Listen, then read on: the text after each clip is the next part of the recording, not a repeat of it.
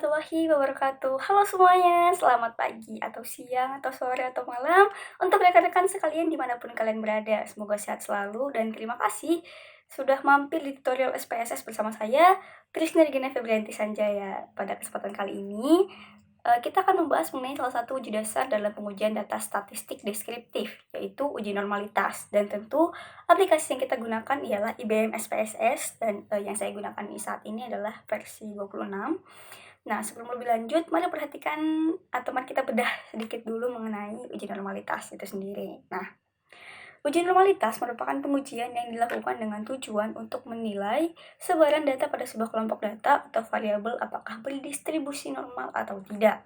Secara sederhana, pengujian ini akan menilai apakah suatu distribusi data mengalami ketidaknormalan atau melenceng dari sebaran normalnya. Pada umumnya, hasil ini juga dapat menentukan kelanjutan dari data yang dimiliki. Jika hasil sebarannya normal, maka dapat menggunakan uji statistik parametrik, dan jika hasil sebarannya tidak normal, maka dapat menggunakan uji statistik non-parametrik.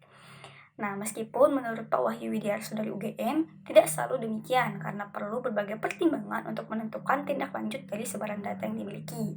Mau itu parametrik atau non-parametrik, itu nanti perlu banyak pertimbangan seperti itu. Nah, sebelum dilanjutkan, kita perhatikan catatan lain, yaitu dasar pengambilan keputusan. Nah, jika nilai signifikansi lebih dari 0,05, maka hasil distribusi data normal. Dan jika nilai signifikansi kurang dari 0,05, maka hasil distribusi data tidak normal. Dan pengujian kali ini kita fokuskan pada uji normalitas Shapiro-Wilk, yang merupakan uji normalitas yang digunakan untuk data sampel berjumlah sedikit atau kurang dari 30 sampel.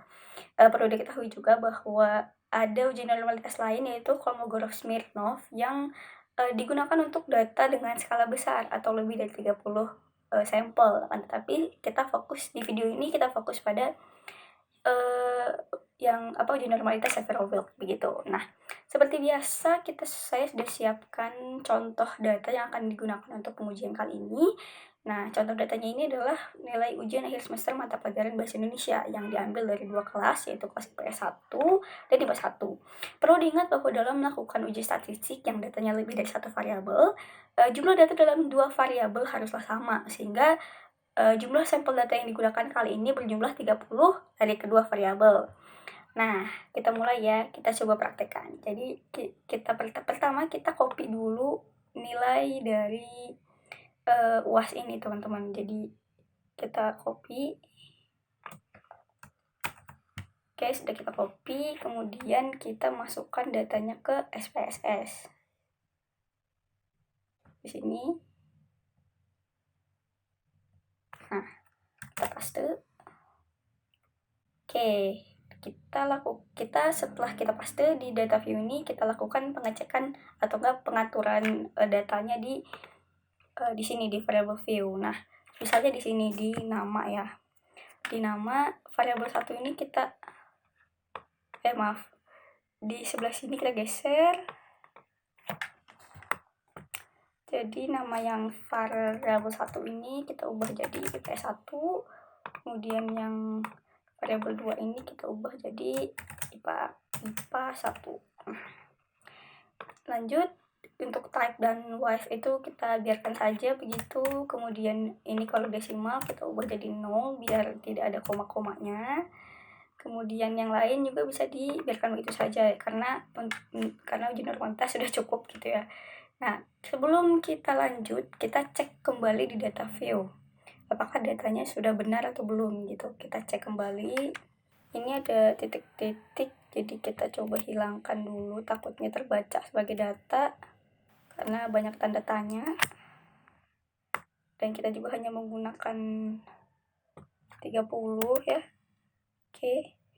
Nah, selanjutnya setelah dicek ini sudah muncul semua datanya, kita langsung ke analyze. Di sini di atas ya ada analyze, kemudian kita masuk ke descriptive statistik dan ada explore. Nah, di sini pertama-tama kita ini dulu nih dua variabel yang ada di sini. Kita pindahin ke bagian dependent list di sini. Nah, kemudian kita cek juga, ke teman-teman juga boleh cek di sini misalnya di statistik, ini udah benar, sudah betul deskriptif, kemudian ini confidence interval for min-nya 95% itu kebaikan saja karena biasanya memang segitu. Kemudian di sini plots juga. Nah, ini jangan lupa centang yang bagian normality plots with test. Kemudian ini ada option dan bootstrap itu juga bisa dibiarkan aja, nggak apa-apa. Kemudian di display ini both. Nah, lalu tekan OK dan kita tunggu sampai datanya muncul. Nah, oke, ini sudah muncul nih di sini. Lihat.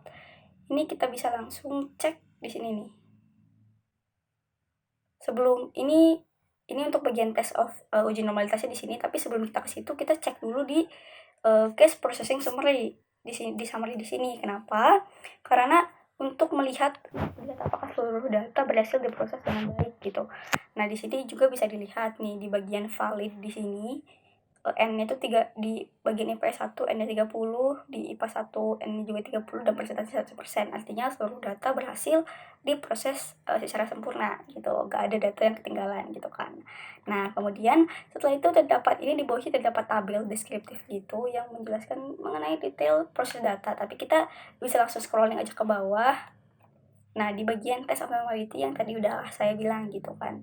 Nah, ini tadi juga disinggung mengenai Kolmogorov-Smirnov, tapi karena kita sekarang fokusnya di Sapir-Whorf dan dari title videonya juga gitu sudah jelas bahwasanya kita akan berfokus pada uji normalitas Sapir-Whorf di bagian kanan tabel yang ini gitu. Nah, bisa dilihat di tabel signifikansinya di bagian paling kanan di sini. Nilai signifikansi dari data IPS 1 menunjukkan nilai 0,456 dan nilai signifikansi dari variabel 2 yaitu IPA 1 menunjukkan nilai signifikansi 0,079 yang artinya kedua data memiliki nilai signifikansi lebih dari 0,05 sesuai dengan catatan yang kita buat tadi ini. Nah, jadi kedua data ini berdistribusi normal begitu, sudah jelas ya. Nah, kemudian di sini juga bisa kita scrolling ke bawah, ada bagian semacam diagramnya gitu. Ini kalian bisa lihat. Nah, garis hitam ini adalah contoh contoh sebaran sempurna, dan dari titik-titik di sini itu hampir nyaris sempurna gitu. Jadi bisa dikatakan bahwa data ini memang terbukti berdistribusi sempurna gitu. Nah, baik. Demikian tutorial singkat mengenai uji normalitas Sapir-Whorf pada kesempatan kali ini. Terima kasih sudah menonton videonya. Jangan lupa tekan subscribe atau berlangganan di bawah ini. Like dan juga komennya untuk mensupport channel ini agar semakin berkembang dan saya juga bersemangat untuk update video baru ke depannya. Terima kasih dan sampai jumpa. Wassalamualaikum warahmatullahi wabarakatuh. Bye-bye.